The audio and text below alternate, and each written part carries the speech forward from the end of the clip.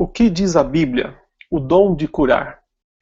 Este é o segundo hangout que nós estamos iniciando, com a intenção de falar a respeito do que a Bíblia ensina sobre vários assuntos. Assuntos polêmicos, assuntos difíceis, assuntos que frequentemente causam muita confusão entre o povo de Deus.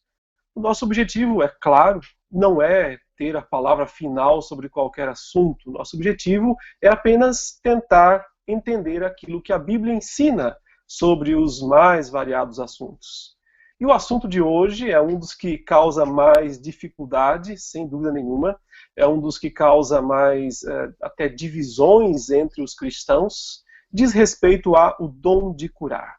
Eu estou abordando esse assunto porque eu recebo vários questionamentos por e-mail, no Facebook, perguntando sobre isso. Afinal de contas, o dom de curar ainda está em atuação nos dias atuais? Pessoas ainda têm esse dom? A pergunta geralmente é feita porque, ao assistir programas evangélicos na TV, nós vemos um desfile de curas, de obras extraordinárias que parecem estar sendo realizadas nesses programas. E então a dúvida é essa: será que essas pessoas de fato têm o dom de curar? Esse dom ainda está sendo utilizado por Deus nos dias atuais? É claro que o dom de curar é mencionado, é explicado na Bíblia, portanto é um dom bíblico. Se você ler 1 Coríntios capítulo 12, versículos 9 até o versículo 28, 30, nós vamos...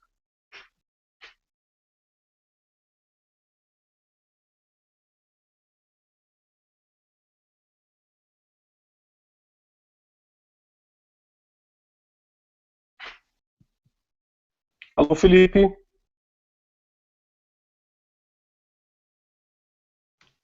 Oi, reverendo. Oi, caiu a conexão? A minha caiu, mas o senhor continua online. Eu continuo online, né? Hum. Então, pedimos desculpas aí a quem está nos acompanhando. A nossa conexão com o nosso Felipe aí no Brasil caiu, mas nós vamos continuar então falando sobre esse assunto. Aqui nos Estados Unidos está caindo uma chuva bastante forte nesse momento, e isso pode atrapalhar um pouco a nossa conexão, mas a providência de Deus está sempre em ação, em todos os momentos, nós cremos nisso. Voltando ao ponto. 1 Coríntios capítulo 12, verso 28, verso 30, menciona especificamente o dom de curar como um dos dons que Deus concedeu ao seu povo. A pergunta então é: este dom ainda está em atuação hoje? Então, antes de qualquer coisa, é preciso fazer um esclarecimento inicial. A questão aqui não é discutir se Deus pode ou não pode curar. Isto, para mim, é sem discussão, é fora de discussão, é um ponto pacífico para mim. Deus sempre operou e sempre operará maravilhas. Ele é o Deus que age no mundo de maneira ordinária, muitas vezes, o que a gente chama de providência, mais a mão invisível de Deus agindo, mas ele também age de maneira extraordinária. Então aí estão os milagres. No fundo, talvez, essas duas coisas só sejam diferentes para nós, né, da nossa perspectiva. Deus é seu modo natural de agir, seja por meios secundários, no caso, através da providência, ou por ação direta dele mesmo, seu poder diretamente em ação neste mundo, aí no caso são os milagres. Então, se eu negar que Deus realiza milagres, eu estou negando algo inerente ao próprio caráter de Deus. Claro que Deus realizou e realizará milagres conforme a sua vontade, sempre que Ele quiser. Graças a Deus, eu mesmo já pude testemunhar muitas curas. Eu já orei por pessoas e Deus respondeu a oração, essas pessoas foram curadas. E eu tenho certeza que nossos irmãos que nos acompanham pela internet também já tiveram, já viram, já testemunharam, sabem de muitas situações em que Deus realizou o seu milagre, seus milagres, Deus fez, Deus curou, Deus é soberano para fazer isso, é todo poderoso, Ele faz estas coisas. O que nós estamos tratando aqui não é isso. Nós estamos tratando algo mais específico. A questão é, se o dom de curar, um dom específico concedido por Deus, no início da fundação da igreja, se esse dom ainda está em atividade hoje, se esse poder ainda está disponível para certas pessoas. Um poder como aquele que Pedro recebeu. Se você ler Atos capítulo 3, Pedro está indo ao templo e ele vê ali na porta, né, um paralítico. E então o paralítico está pedindo esmola e ele no versículo 6 diz para o paralítico: não possuo nem prata nem ouro, mas o que tenho, isso te dou. Em nome de Jesus Cristo, o Nazareno, anda. Olha que interessante, né? Dinheiro, Pedro falou, não, então ajuda a prosperidade não tenho não. Não tenho muito para dar em termos de ouro e prata, bolso vazio. Mas eu tenho algo maior e isso eu te dou. Em nome de Jesus Cristo, anda. Desta maneira, então, ele, interessantemente, ele não faz uma oração a Deus, dizendo: Pai, Senhor, em nome de Jesus, que este homem seja curado. Ele pronuncia uma ordem. Ele diz: eu não tenho ouro nem prata, mas eu tenho outra coisa. Eu tenho condições de te curar. E então ele diz: em nome de Jesus Cristo, o Nazareno, anda. E a resposta é imediata. Ele ajuda o homem a se levantar, o verso 7 fala, e o homem se coloca em pé e está imediatamente e plenamente curado daquela paralisia. Não é algo aos poucos, né? Não é algo que acontece de maneira lenta, vai melhorando, não. Ele levanta imediatamente, ele está curado. É algo definitivo, porque ele não vai voltar a ter essa paralisia depois. Ele está totalmente curado, imediatamente curado. Então, desta maneira, o dom de curar se manifestou na vida do apóstolo Pedro naquele dia lá, como está registrado em Atos capítulo 3. A questão, portanto, ainda é possível ter este dom, esta capacidade extraordinária de operar um grande sinal, um grande milagre, como Pedro fez, pronunciando uma palavra de cura, uma palavra de poder sobre a vida de alguém? Para algumas pessoas, é claro que elas dizem sim, sem dúvida nenhuma. Por quê? Porque, às vezes, o simples fato de 1 Coríntios 12, 6 mencionar o dom de curar, e o fato de ter esse registro aqui de Pedro, né, em Atos 3, também curando, é a prova cabal e definitiva de que o dom de curar está disponível hoje e para todos os tempos. Todos aqueles que querem, que buscam, podem ter, né? E quem não acredita, quem diz que não existe, aí vai ser taxado de incrédulo, alguém que não ora, alguém que não tem fé, enfim. É só você ler os comentários dos nossos irmãos muito espirituais na internet, né, para você perceber como eles são rápidos em fazer acusações pesadas, graves, né, uma espiritualidade estranha no meu entendimento. Não há respeito, não há qualquer tipo de amabilidade, né? Mas enfim, cada um faz aquilo que acha que deve fazer e dará contas diante de Deus da sua própria atitude, das suas palavras. Jesus disse: cada palavra frívola que um homem disser dará contas no dia do juízo. Portanto, eu confio plenamente no juízo de Deus. Mas a pergunta é assim que nós devemos interpretar a Bíblia? Ou seja, se eu encontro um texto na Bíblia dizendo alguma coisa, então pronto, na definitivo, esta é a prova, é assim que eu tenho que interpretar? Então, aí está, na verdade, o grande problema. Deixa eu usar um exemplo bem simples. Se eu fizer isso, se eu fizesse o tempo todo, se eu achar um versículo bíblico e então, pelo simples fato de que a Bíblia narra um evento ou diz alguma coisa, eu passo a dizer, então isso vai acontecer sempre, então eu teria que dizer o seguinte, mais ou menos: olha, se aí na sua casa, onde você mora, de repente, na sua vizinhança, suponha que apareça lá um número muito grande de cobras. As cobras começam a picar as pessoas. Então, nesse caso, você não deve levar as pessoas ao hospital, não deve usar soro antiofídico. Sabe o que você tem que fazer? Você precisa fazer uma haste, construir uma serpente de bronze, colocá-la em cima da haste e levantá-la bem alto. E assim, todo aquele que for picado pela serpente normal, se olhar para a serpente de bronze, vai ser curado. Não? As pessoas não fazem isso hoje em dia? Ninguém está levantando serpentes por aí?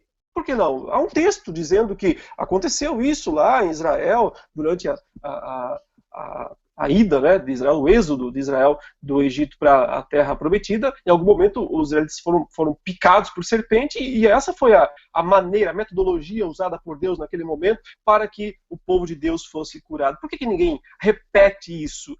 Claro que não, mas as pessoas entenderam que isso era algo que aconteceu num momento específico, não necessariamente algo que precisava ser repetido. Isso é um exemplo bem simples. Eu quero dizer o seguinte: não é porque algo aparece ou está registrado no versículo bíblico que nós devemos, então, imitar aquilo. Nós temos que entender se o restante da Bíblia concorda com isso.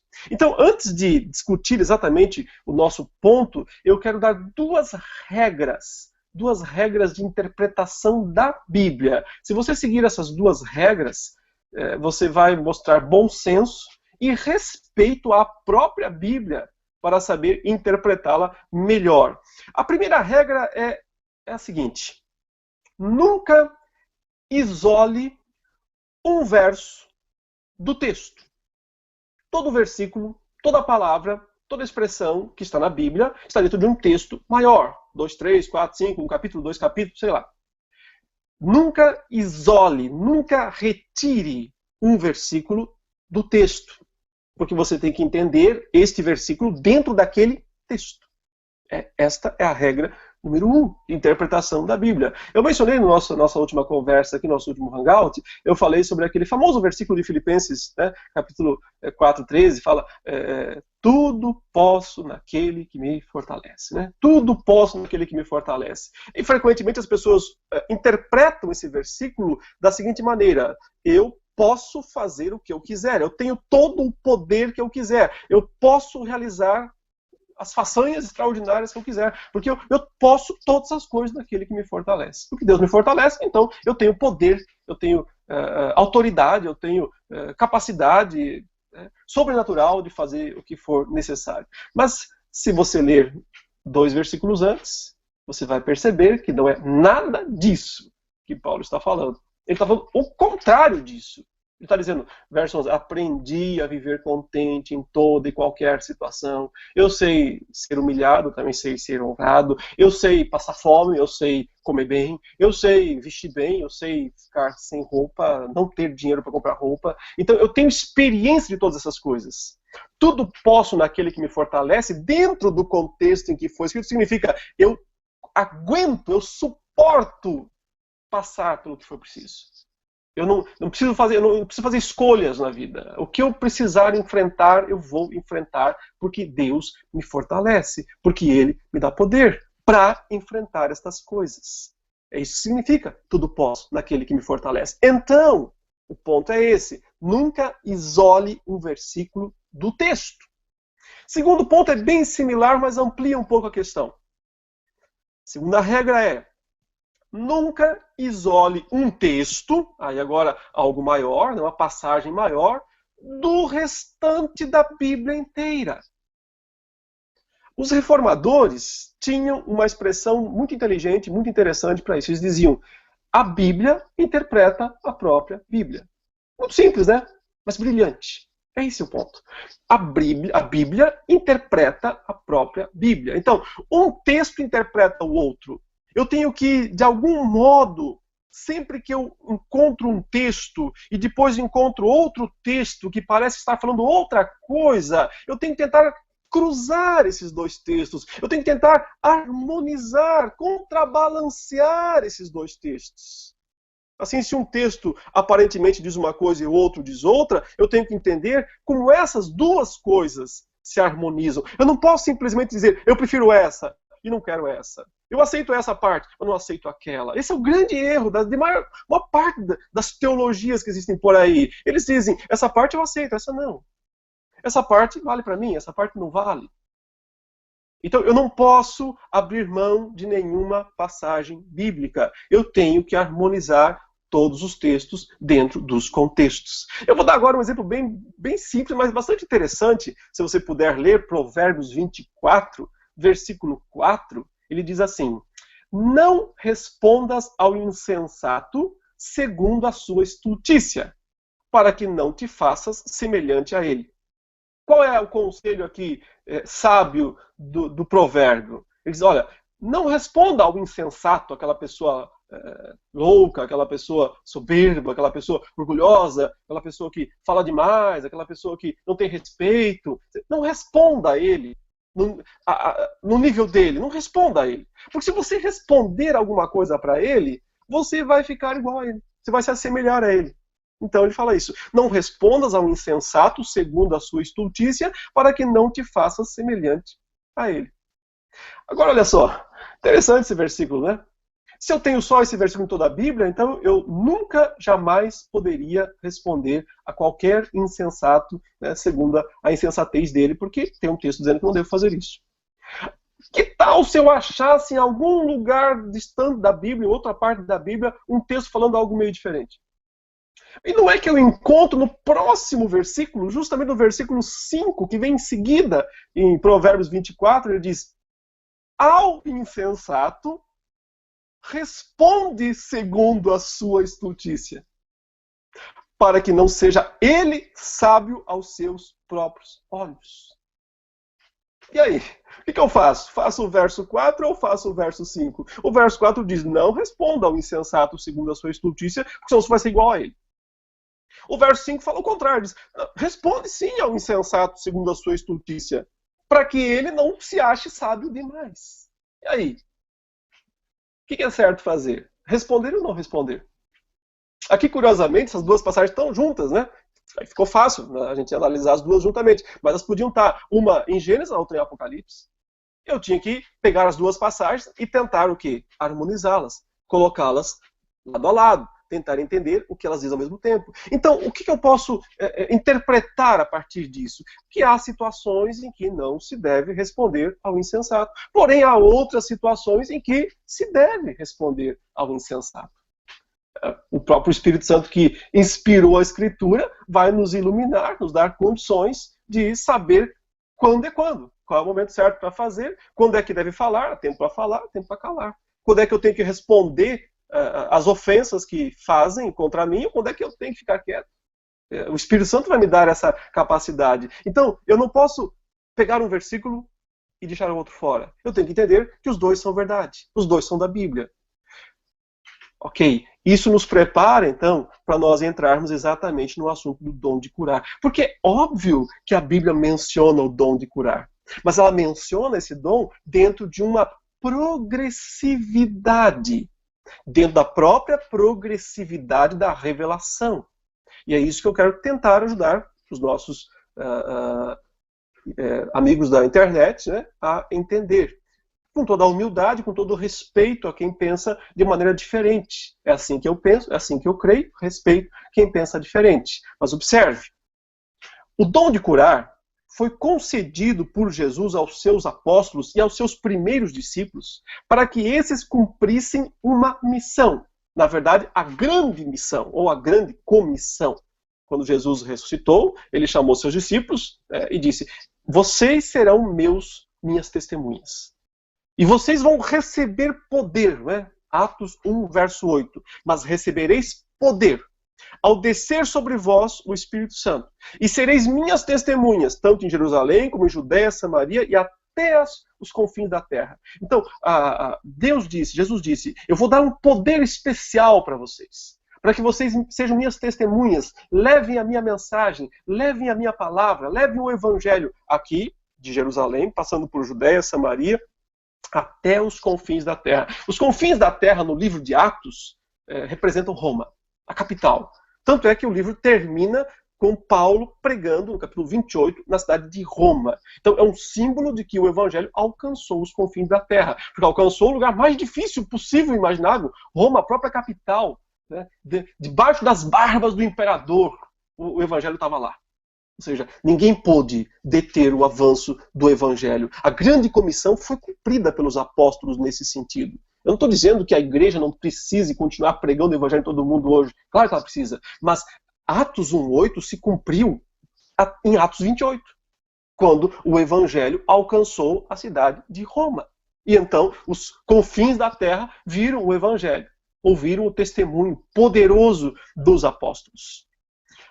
Em Marcos 16, versos 17 e 18, Jesus disse isso. Estes sinais hão de acompanhar aqueles que creem nesta missão de levar o evangelho de Jerusalém até os confins da terra, até Roma.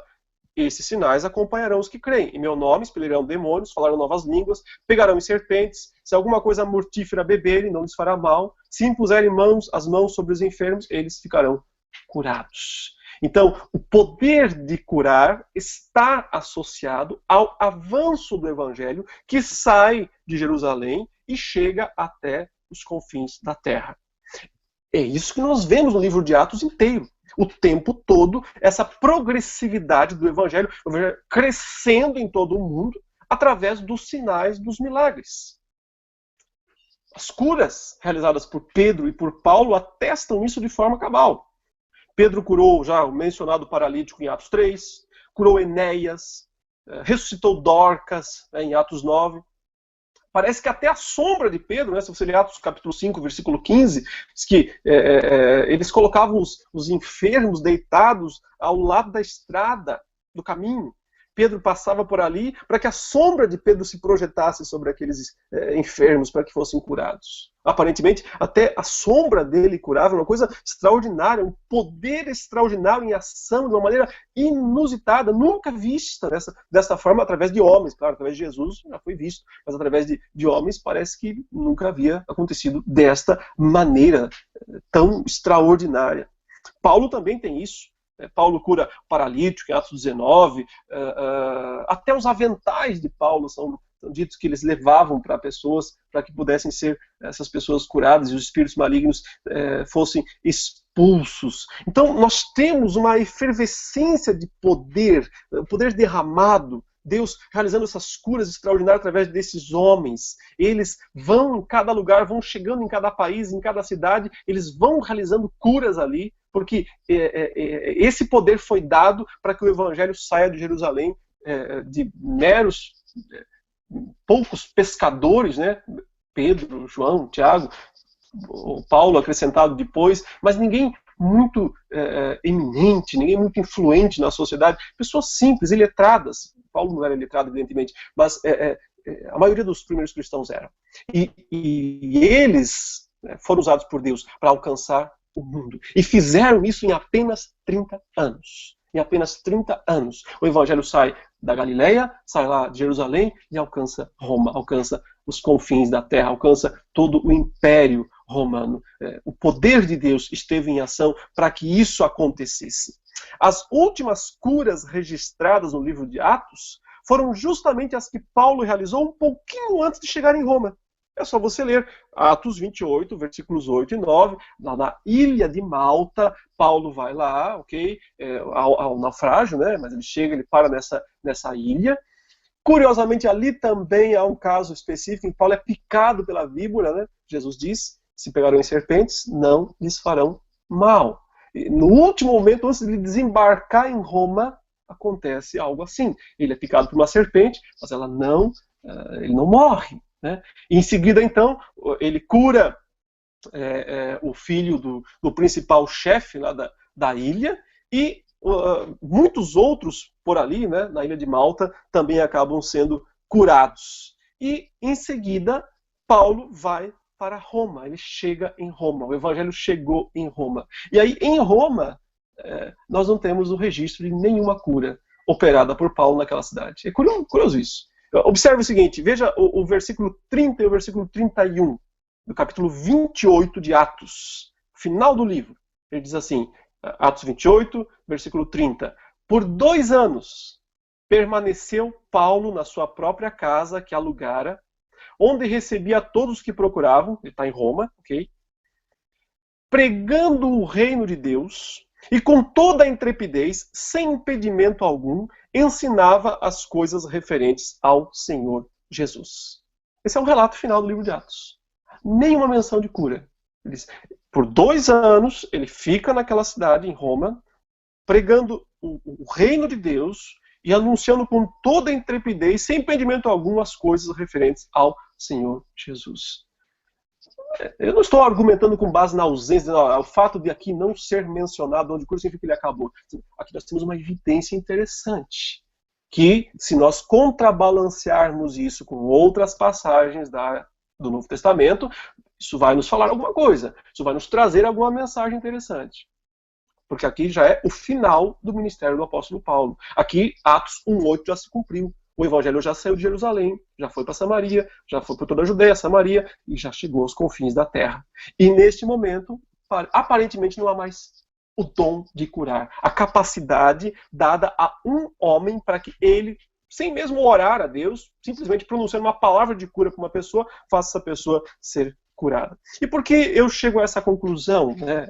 É o meu entendimento a respeito disso. Porque eu tenho mais 2 textos relacionados ao apóstolo Paulo que reforçam essa ideia de que no final da sua vida, no final do seu ministério, o dom de curar não estava mais em ação na vida do apóstolo Paulo. Parece que é isso que a Bíblia está dizendo. Leia o que diz 1 Timóteo, capítulo 5, versículo 23. 1 Timóteo, capítulo 5, versículo 23. Paulo, já velho, né, no final da sua vida, já cumpriu toda aquela grande comissão, okay? Ele está dando um conselho ao seu discípulo Timóteo. Um conselho interessante. Ele diz o seguinte, verso 23. Não continues a beber somente água. Usa um pouco de vinho, por causa do teu estômago e das tuas frequentes enfermidades. Por causa do teu estômago e das tuas constantes, frequentes enfermidades. Eu não sei o que Timóteo tinha. Ele era pastor, acho que ele tinha gastrite. Porque o trabalho pastoral dá bastante gastrite, muitas vezes. Enfim, ele tinha algum problema lá e Paulo mandou ele tomar remédio. Né? Toma omeprazol, né? O omeprazol da época. Ele diz, toma um pouco de vinho misturado com água por causa das tuas constantes enfermidades de estômago. Então, a pergunta que fica é, se Paulo ainda tinha o dom de curar nesta época, que é já o final do seu ministério, após o evangelho ter alcançado Roma, a pergunta é, por que ele não disse, Timóteo, em nome de Jesus, eu te mando, fica curado das suas enfermidades. Timóteo não foi curado. E Paulo aqui nem menciona, eu vou orar, tá? Para que você seja curado. Claro, isso não é proibido fazer isso, mas ele dá um conselho para que Timóteo se antecipasse e também usasse de um remédio, de algo ao seu alcance naquele momento para ajudar a melhorar a sua enfermidade. Eu tenho mais um caso parecido com esse, que está na segunda carta de Paulo a Timóteo, no capítulo 4, versículo 20, em que Paulo menciona um outro companheiro dele que também ficou doente. Ele diz, Erasto ficou em Corinto, quanto a Trófimo, deixei-o doente em Mileto. Deixei-o, quer dizer, ele não pôde vir comigo, eu não pude trazê-lo na viagem, porque ele estava muito enfermo. Então eu deixei-o lá, enfermo, em Mileto. Novamente a dúvida fica aí, né? Ué, se Paulo tem ainda, nesta época, o dom de curar, se ele tantas vezes, com uma simples ordem, fez acontecer coisas extraordinárias, por que novamente ele não faz isso? E ao contrário, precisa deixar um companheiro importante, né, de viagem, de trabalho, para se tratar, para ter convalescência. Né? Ele deixa um companheiro para trás, ele não o cura através do uso do dom de curar. Então, o que é que eu estou fazendo? Você está entendendo? Eu estou tentando harmonizar as várias passagens bíblicas. Eu não estou tentando apenas dizer, essa passagem aqui decide tudo. Eu estou dizendo, eu tenho que ver a somatória, eu tenho que entender o contexto, eu tenho que entender a progressividade. Então, o que me leva a crer que o dom de curar, que no princípio da fundação, do estabelecimento da igreja, foi tão forte, tão evidente, justamente para que a igreja tivesse up, né, tivesse esse vento de polpa, né, fosse de vento em polpa, agora, no final, quando já está estabelecida, aparentemente esse dom não está mais em ação. Ele não está mais sendo praticado, porque a igreja já chegou aos confins da terra. É o tempo, portanto, do que Paulo faz lá no final do capítulo 28 de Atos, tempo de ensinar. Ele ensina quem é Jesus, ele continua testificando, continua anunciando, pregando a palavra, porque a grande comissão já foi cumprida nesse sentido. Então vamos dar um resumo até aqui. Não estamos negando que Deus cure. Isso seria uma loucura, um absurdo, negar que Deus pode curar. A igreja ora, e se Deus quiser, ele responde. É assim que funciona. A igreja ora, a igreja pede. Se não pedir, não vai ter, porque a lei é essa: pedir e dar-se-vos-á, buscar e achareis. Então, a igreja pede com fé, busca o Senhor, e se Deus quiser, se Ele quiser, se for o melhor, Ele faz, Ele cura. Ou então Ele diz como disse para Paulo: minha graça te basta. Não vou te curar, mas vou te dar poder para que você suporte. Tudo posso naquele que me fortalece, para que você passe por tudo isso, aguente tudo isso. Mas orar e ter a resposta de Deus na oração não é o dom de curar. O dom de curar era algo que o próprio missionário tinha. Ele falava e a cura acontecia.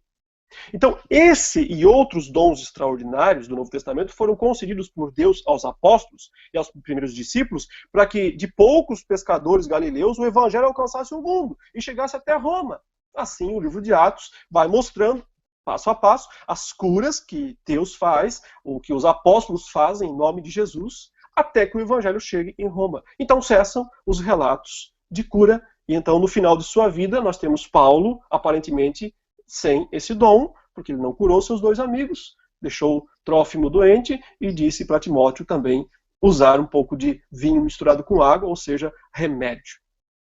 Mais 2 pontos rapidinho aqui antes de nós passarmos às perguntas, né?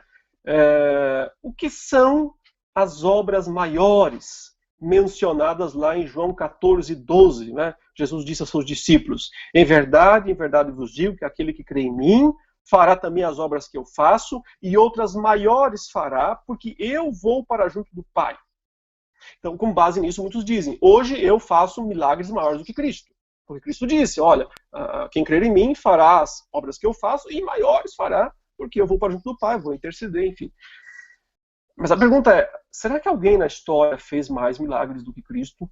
Será que alguém fez milagres com mais qualidade do que Cristo? Alguém ressuscitou morto de 4 dias? Alguém andou sobre as águas? Alguém fez as tempestades calar? Nem os apóstolos fizeram tudo isso. Fizeram milagres, alguns parecidos, até ressuscitaram, mas não fizeram milagres como Jesus.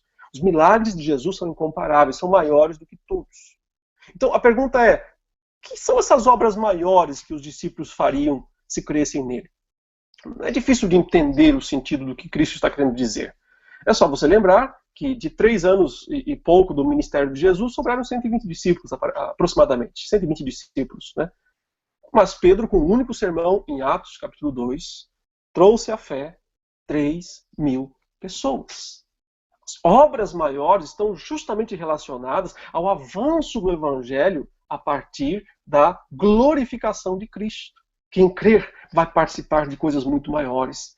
Ver sinais em maior quantidade, sim, também, mas não em maior qualidade. Porque ninguém fez, em termos de qualitativos, sinais maiores do que o próprio Cristo fez. Mais um ponto antes de falarmos sobre, darmos a opção de perguntas, né? Se o Felipe estiver ouvindo. Tá aí, Felipe? Tá ouvindo a gente? Tudo normal? Tô sim, pastor. Então tá bom, Felipe. Jóia. Daqui a pouquinho você faz aí as perguntas, né? Então, eu quero ainda mencionar, antes da hora das perguntas, uma questão polêmica ainda aqui, mas necessária de ser entendida. Nem sempre milagres e sinais representam coisa boa. Nem sempre. Quando a gente pensa assim, qual é a origem? Qual é a origem dos vários milagres que acontecem no mundo? Frequentemente você vai ver pessoas dizendo assim: a minha igreja é a correta porque lá acontecem centenas, milhares de milagres. Mas esta é a prova, quer dizer, a prova da veracidade de algo são os sinais. Se alguém for em Aparecida do Norte, né, vai ver uma sala cheia de cadeiras de rodas, de muletas e tal, de pessoas que disseram que foram curadas por terem ido até aquele lugar. Se alguém for lá em Meca, na pedra, a famosa pedra lá do islamismo, os relatos de curas são infindáveis. Eles existem no budismo, eles existem no espiritismo. Aliás, qual é o grande apelo do espiritismo? São as curas, as operações mediúnicas através dos médiuns que operam milagres. Se o milagre atesta a verdadeira fé, então todas essas religiões estão corretas. É a Escritura. É a fidelidade à Escritura o que atesta a verdadeira fé. É a confiança no que está escrito. Está escrito, o Senhor Jesus disse a Satanás. É nisso que eu me apego. É no que está escrito. A confiança no registro bíblico. A prática do registro bíblico. Portanto, a questão aqui é complexa, mas eu preciso entrar um pouco nela. Há pelo menos 3 fontes de onde podem haver curas. 3 fontes, ok? A primeira e maior de todas, é claro, é Deus. Ele é o maior interessado em realizar curas verdadeiras. Porém, ele pode realizar curas para abençoar e para julgar. Muitas curas divinas são realmente bênção, ok? E outras representam peso. Né? Jesus falou isso de Cafarnaum, de Betsaida. Né? Ele disse, ai de ti, Cafarnaum, ai de ti, Betsaida. Por quê? Ele falou, porque eu fiz muitos milagres aqui e vocês não creram. Então esses milagres condenarão vocês. Se em Tiro e Sidom, se em Sodoma e Gomorra, se tivessem feito esses sinais e milagres, teriam se arrependido com pano de saco e cinza. Vocês não. Então, mais rigor para vocês. Mais rigor para vocês do que para Sodoma e Gomorra. Já pensou? Por quê? Porque aqueles sinais tinham não o objetivo necessariamente de converter, mas de servir de um instrumento de juízo. Portanto, Deus opera sinais, ele é o maior operador de sinais que existe, milagres que existe, porque é o Deus que opera maravilhas. Mas algumas maravilhas são para abençoar, outras trazem carga, trazem peso de juízo. Quem mais opera sinais, maravilhas? As trevas. O poder das trevas também opera. E eu já vou falar sobre esse ponto. Ainda já antecipo o terceiro, que não vou me estender muito nele. Muitas curas também podem ser de ordem psicológica. A pessoa acredita que estava doente, nem sempre a doença é provável, mas ela tem um problema psicológico e ela tem uma libertação psicológica e aí some o que não existia. É mais ou menos esta a ideia que eu estou tentando transmitir. O famoso efeito placebo. Você vai no hospital e acha que estão dando remédio para você e não é só água, é só farinha e você fica curado. E você acreditou naquilo. Existe essa questão psicológica. Esse é o meu ponto aqui, não quero entrar muito nesse assunto, mas volto ao segundo ponto, a segunda questão, e essa é amplamente confirmada pela Escritura. A questão é que muitos sinais são operados pelo maligno. Jesus anunciou em Mateus 24, 24. Ele disse, porque surgirão falsos cristos e falsos profetas, operando grandes sinais e prodígios, para enganar, se possível, os próprios eleitos. Esses caras aqui não têm o dom de curar.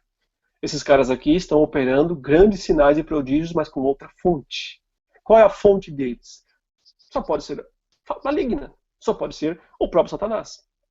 Por que eu posso crer que isso é possível? Porque em 2 Tessalonicenses capítulo 2, versículo 4, ele diz, ora, o aparecimento do iníquo, está falando do anticristo que virá, é segundo a eficácia de Satanás, o poder de Satanás, com todo o poder, sinais e prodígios da mentira. A origem é a mentira. A origem é o pai da mentira. A origem é o mal. A origem é Satanás. Mas os sinais aparentemente são verdadeiros. São reais. São palpáveis.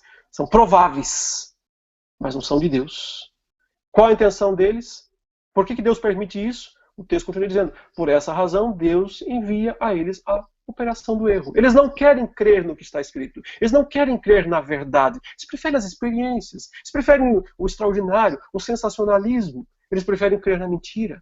Então, Deus diz, fiquem com ela. É isso que vocês vão ter. Isso é um juízo de Deus. É um ato julgador de Deus. Quem se recusa a dar ouvidos à verdade, prefere as fábulas, ficará com elas. É só isso que Deus diz que essas pessoas terão. Note que Jesus falou em Mateus capítulo 7, verso 22, algo estarrecedor da minha perspectiva, algo que traz temor à minha alma e deve ter temor a qualquer um. Ele diz o seguinte, muitos naquele dia hão de dizer-me, Senhor, Senhor, porventura não temos nós profetizado em teu nome? E em teu nome não expelimos demônios? E em teu nome não fizemos muitos milagres? Está falando do juízo final, no dia do juízo, naquele dia. Muitos vão argumentar comigo, dizendo, mas Senhor, o Senhor está dizendo que nós não somos salvos? Como assim? Nós fizemos milagres, exprimimos demônios, fizemos coisas extraordinárias em teu nome. E a resposta de Cristo, interessantemente, não foi, peraí, esses milagres de vocês foram falsos, ou vocês foram embusteiros, vocês usaram de artes mágicas. Ele não nega a realidade dos milagres, a existência daqueles milagres. Mas o que ele diz é, então lhes direi explicitamente, nunca vos conheci. Fizeram milagres no nome dele. Ele diz, nunca vos conheci. Apartai-vos de mim, os que praticais a iniquidade. O que é que prova se uma pessoa é de Deus ou não? Os milagres que ela recebeu? Não. Os milagres que ela supostamente, ou até mesmo de fato tenha realizado? Não. O que prova é não praticar iniquidade. Afastai-vos de mim, os que praticais a iniquidade.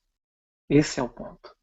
Santidade é o ponto. Mudança de vida, transformação de vida. Esse é o grande sinal. O sinal da verdadeira conversão. Fechando aqui esse ponto. Deus opera milagres, sim. Eu creio nisso. Eu já vi, tenho visto isto acontecer. Mas, com relação ao dom de curar, o meu entendimento, ele cessou em meados do primeiro século, por volta do ano 60 do primeiro século, quando o Evangelho alcançou Roma. Daí por diante, o dom de curar não esteve mais em atuação no mundo. Esse é meu ponto de vista. No entanto, nós oramos, a igreja ora, qualquer pessoa pode orar, ninguém é melhor do que ninguém. Qualquer pessoa pode orar, não é a oração do pastor, não é a oração do principal. Qualquer pessoa pode orar e Deus pode curar, se ele assim quiser. Ok. Felipe, você está aí? Estou sim, pastor. Vamos dar um tempinho aqui para responder algumas perguntas, então? Vamos sim. Tem uma pergunta aqui do Maurício Machado. E ele pergunta o seguinte: algumas coisas relatadas nos evangelhos dão a entender de que a fé do doente foi um requisito para que acontecessem, suspendendo os propósitos de Deus por um momento. De maneira geral, é possível entender que podemos não ser curados por falta de fé? É do Maurício Machado. Ah, tá legal. Maurício sempre faz perguntas ótimas. Essa é mais uma pergunta bem interessante. De fato, o Novo Testamento mostra a importância da fé. E isso é algo que não pode ser negado. A fé é um dos requisitos divinos para que a gente possa agradar a Deus. Sem fé é impossível agradar a Deus. Então, a existência da fé, a qual é ela mesma um dom de Deus, tanto o aspecto soteriológico da fé, ou seja, que nós somos salvos pela fé, isso é um dom de Deus, quanto também o aspecto missiológico da fé, ou seja, a fé que nos leva para desempenhar a missão no mundo, também isso é dom de Deus, e ela pode ser aumentada. A primeira não pode ser aumentada, porque o dom salvífico da fé não vai aumentar ou vai diminuir. Eu posso aumentar a minha certeza ou diminuir a minha certeza, mas não a fé em si mesma. No entanto, a fé operacional, a fé missional, ela pode sim ser aumentada ou diminuída. E esta fé, nós podemos orar ao Senhor para que nos dê mais, né? Homens com mais fé e não homens de pouca fé. E sim, portanto, a fé é um dos requisitos. E alguém pode, portanto, não receber um milagre porque não creu, porque não acreditou, porque não orou, porque não buscou. Isso está ensinado na Escritura. Isso é claro, é líquido, é certo na Escritura. Vamos para a próxima pergunta aqui, é do Antônio Caetano. Ele pergunta o seguinte: há uma diferença entre Deus responder orações e curar enfermos e pessoas que possuem o dom especial de cura? Por que não vemos mais o dom sendo usado hoje como foi nos dias dos apóstolos? Ok, eu acho que essa pergunta em partes eu já respondi durante a exposição, né? O ponto é exatamente esse. Uma coisa é orar a Deus e ele responder a oração e curar alguém. Isso não é o dom de curar, mas é simplesmente uma oração com fé, né? Oração da fé, que levantará o enfermo, né, conforme Tiago 5. Então, isso não é, para mim, no meu caso, entendo que isso não é a ação específica do dom de curar, mas é o Senhor respondendo à oração. O dom de curar, quando se manifesta, no meu entendimento, é uma ordem que a própria pessoa dá, em nome de Jesus, para que a cura seja realizada. Esse poder extraordinário que se manifestou através do dom de curar e de várias outras formas extraordinárias de milagres, no meu entendimento, cessou quando a grande comissão foi cumprida, quando o evangelho alcançou os confins da terra, alcançou Roma. Daí para frente, Deus continuou operando milagres, maravilhas, mas o ponto central da igreja é a pregação do evangelho, é a explicação, né, ensinar as pessoas quem é Jesus Cristo através das escrituras. O que mais, Felipe? Bom, tem mais uma aqui. Acho que o senhor tocou em muita coisa. Foi matando um monte que eu tinha selecionado, então. Estou te atrapalhando aí na escolha das perguntas, né? Só um minutinho. Tem o Tiago Carvalho, ele diz: a promessa de Deus que cura é antiga na Bíblia. Esse está Êxodo 15:26. A minha dúvida, pastor, é quanto à contemporaneidade do dom. O dom de cura ainda existe, o senhor já falou. Ainda é necessário existir o dom de profecia e sabedoria, ou o senhor acredita que a profecia hoje é um dom extinto?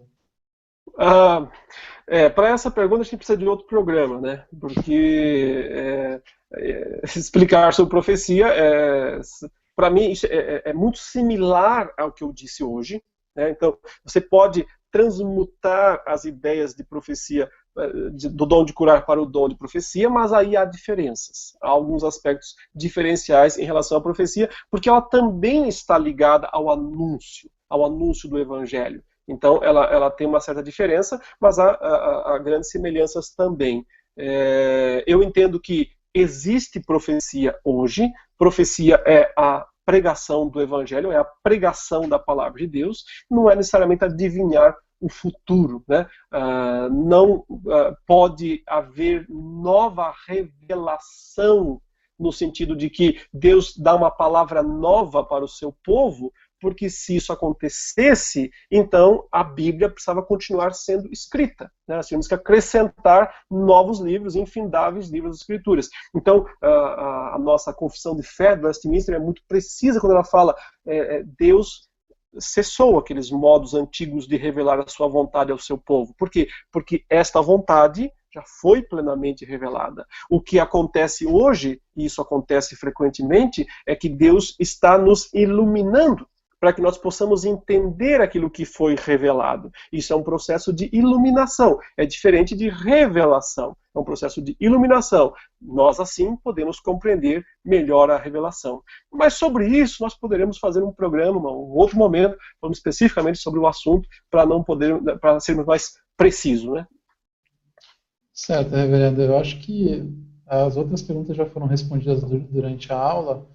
Eu só queria apenas esclarecer um ponto com o senhor, que eu vejo que muita gente fica seguindo muitos pastores que dizem que têm o dom da cura e acabam se frustrando, se sentindo culpados por conta de serem acusados de não terem fé ou de não ofertarem o suficiente. Como o senhor acabou comentando um pouquinho sobre fé, eu gostaria de saber um pouco mais sobre isso. Uhum. De fato, é muito fácil, né, para o profeta, né, para o operador de milagre, porque ele fala o seguinte: você tem que dar dinheiro aqui e aí você vai ser curado, ok? Mas você tem que dar duas coisas, tem que ter fé e tem que dar bastante dinheiro. Então, se você não tem uma das duas coisas, vai ficar sem nada. Então, a culpa é sempre do consumidor, né? Nesse caso, a culpa nunca é do fornecedor, é sempre do consumidor. Então, fica muito fácil, realmente, né? Não tem como reclamar do Procon, porque é sempre o consumidor, o culpado, o responsável, né? Então, essa é uma coisa bastante comum, infelizmente. A questão é o seguinte: fé é tão importante, é tão necessária para receber a cura quanto para não receber. A verdadeira fé, ela se expressa no ato de receber uma cura. Você teve fé para ser curado? Isso é fé? Sim. Mas se você não for, a sua fé se manifestará justamente em permanecer fiel a Deus, mesmo que ele não faz aquilo que você queria. Então, volto ao exemplo de Paulo, né? Ele disse, eu tinha aquele espinho na carne e eu não estava feliz com ele. E não precisava estar mesmo, no princípio. Doía, ele fala, né? Ele esbofeteava. Então, eu pedi a Deus 3 vezes que o tirasse de mim. 1, 2, 3. Aí está a insistência, né? Aí está a fé. Ele teve fé para pedir, para insistir, para levar o problema diante de Deus. Mas, qual foi a resposta? A resposta foi não, não e não. Né? Assim como você pediu 3 vezes, 3 negativas. Deus não atendeu a oração dele, não atendeu ao pedido dele. Então o que Paulo fez? Ele disse, agora não dou mais o dízimo, agora não vou mais na igreja, agora não vou mais orar, agora não vou mais fazer tal coisa. O que ele disse então? Entendi que isso é o melhor para a minha vida. E que eu posso ser mais feliz com esse problema do que sem ele. Porque tendo esse problema, eu entendo melhor a graça de Deus. Foi isso que Deus disse para Paulo, né? Cristo disse para Paulo, a minha graça te basta. O meu poder se aperfeiçoa na fraqueza. Então entendeu o seguinte, nessa situação, o melhor para mim é não receber o que eu queria. Porque sem receber, eu fico mais humilde, eu fico mais submisso a Deus, e isso é melhor para a minha vida do que obter aquela bênção. Então, agora eu vou ir um pouco além, eu digo, tem que ter mais fé para não receber do que para receber. Tem que ter mais fé para não receber o que você tanto queria e continuar sendo fiel e feliz, e alegre, e operante na obra de Deus, do que se você recebe. Então, a fé verdadeira, ela se expressa tanto no receber, quanto no minha graça te basta, quanto no não receber. Né? Os pastores são muito desleais quando eles jogam sobre o crente toda a responsabilidade. A culpa não é minha, falta de poder, eu sou poderoso, não é seu. Né? Então eles são muito desleais, desonestos quando conduzem esse tipo de argumento. Né? Estão distantes do que a Escritura ensina. Reverendo, agora começou a pular um monte de perguntas, pelo menos umas 3 novas, mas não tem nada que o senhor já não tenha tocado. Apenas o Antônio Caetano, ele fala o seguinte, na verdade não é uma pergunta, eu só gostaria de sugerir um programa sobre o dom de línguas. Um programa sobre o dom de línguas. Tá bom, vamos fazer. Tá aqui para o que der e rolar, né? que der e vier, né? Vamos fazer sim. Quem sabe a gente faz na semana que vem, vamos apenas programar, se for possível, ou se não der na semana que vem, a gente faz na seguinte, mas vamos fazer sim. Estamos aqui para atender os pedidos dos nossos amigos que nos acompanham. Reverendo, obrigado, viu? Obrigado pelo que o senhor tem feito e por ter esclarecido todos os pontos, pelo menos a maioria deles foram abordados e foi uma bênção, assim, aprendi bastante.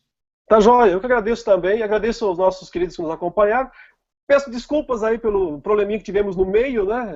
Deu uma travada aqui, eu achei que eu estava falando sozinho, aí eu parei, porque peraí, estou falando com as paredes, mas eu percebi que estava no ar, né, de novo. Peço desculpas por isso.